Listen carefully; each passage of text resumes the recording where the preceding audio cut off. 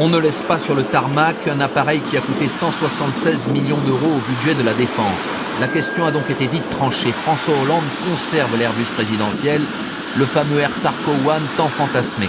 Vendredi matin, avec sa compagne Valérie Trierweiler, il embarque dans l'A330 aux couleurs de la République, destination Dakar.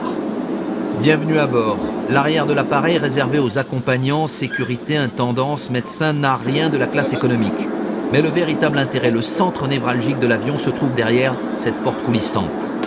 Une salle de réunion en plein ciel. Le chef de l'État prépare la première étape de son déplacement africain.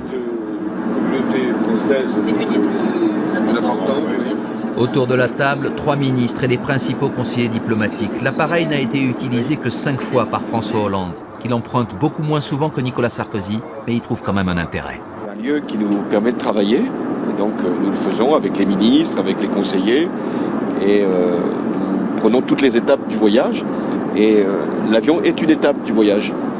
La chambre du président et de sa compagne, située tout à l'avant de l'Airbus, resteront privées. Mais les polémiques sur le luxe supposé de l'appareil n'ont plus lieu d'être, selon le gouvernement actuel. Quand on regarde les chefs d'État des grands pays, la France est un des 5 grands pays du monde, plus grands pays, en général, ils ont des moyens de fonctionnement plus importants que les nôtres. Bon, alors, donc, il faut être raisonnable, et puis voilà. Finalement, Nicolas Sarkozy avait eu raison de mettre en service cet avion.